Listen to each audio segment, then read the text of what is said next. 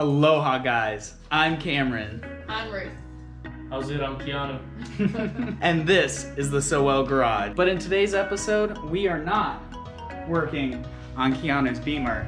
We are working on this bad girl right here. 1994 Jeep Wrangler that me and Keanu picked up for how much was it, man?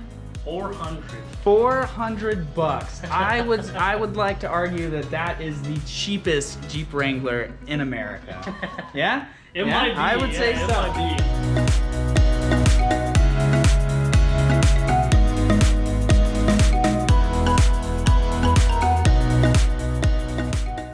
So one of the first things that we're gonna do with this thing is we gotta get it tore down. You can see that we kind of started with that. So we'll go ahead and cut to getting this thing tore down, guys. Let's go. Sure.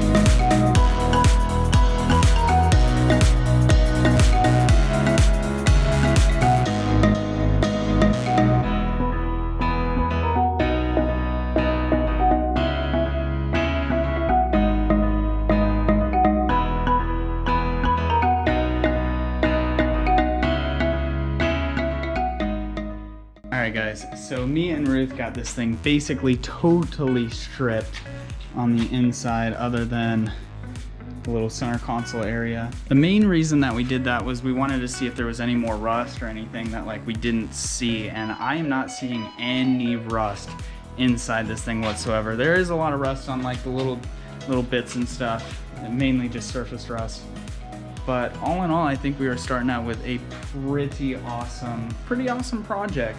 So I think it's solid, and it'll make one badass island cruiser. Now it's time to do the compression test and see what we're looking like engine-wise. So let's go, guys.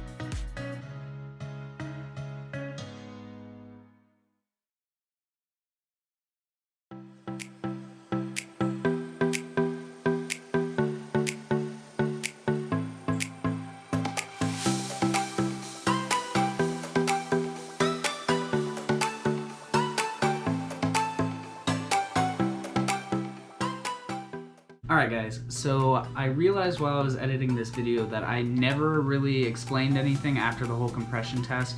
So to give a little bit of backstory, the whole reason that we got this Jeep was it was brought to my buddy's place of work, Keanu. It was brought to his place of work, and the guy basically said it ran like crap. There was a whole bunch of stuff going on with it. Their master tech there did, I guess, supposedly a compression test and then told the guy that he needed a new engine. The guy didn't want to deal with it, so we offered to buy it from him, and thus how we got it for $400. So clearly I don't think it needs a new engine, but after I did the compression test, I knew that I had to break the head down and start tearing all that stuff down so that way we could see what was going on. So that gets into this next portion of the video, so enjoy guys, and sorry.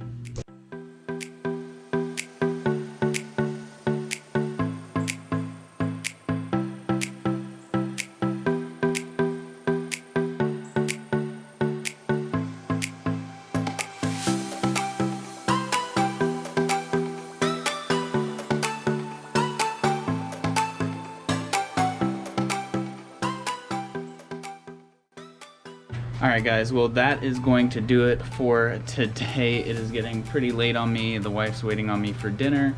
So we got quite a bit accomplished.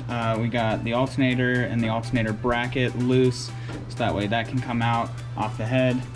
Got the power steering pump loose, so that way we could get this serpentine belt off. And we also got our rocker arm assemblies and our push rods out, as well as like the valve cover and all that blah blah. So yeah, first thing in the morning, we're gonna go ahead and tackle getting this exhaust manifold off, as well as all the fueling system and the distributor. And then we'll go ahead and start cracking these head bolts off. So I'll see you in the morning, guys. All right, guys, so it is the next day. Me and the wife just got back from the gym, and I think it is time to get the rest of this tore down. So pretty much all we got left is our exhaust manifold, our intake manifold, and then the fuel rail and all that stuff. I have a feeling I'm not really gonna have to like disconnect anything fuel wise. I might be able to just pop the injectors out and kind of like lean it over, and then hopefully that'll give me access. One of the first things I did notice is that there's literally no bolts on this portion of the exhaust manifold, so that's not a good sign already. But yeah, without further ado, let's go ahead and just get this thing tore down, guys. Let's go.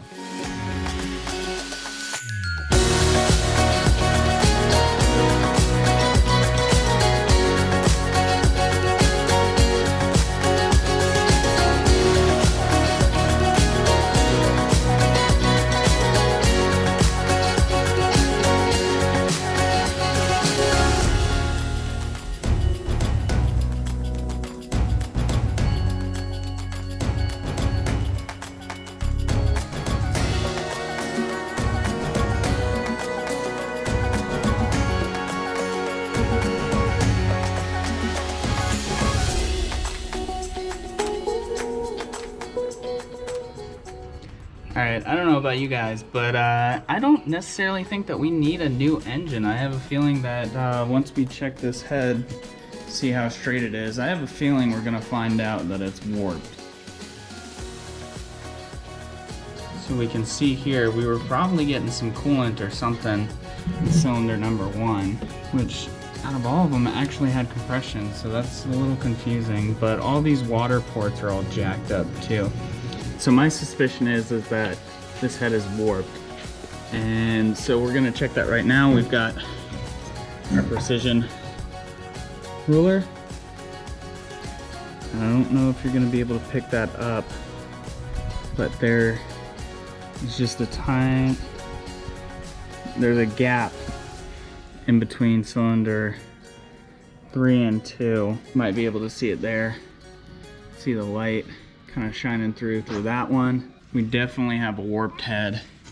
What we're gonna do, bring this to the machine shop, see if they'll replace the valve stem seals, and then see if they'll machine this and straighten it.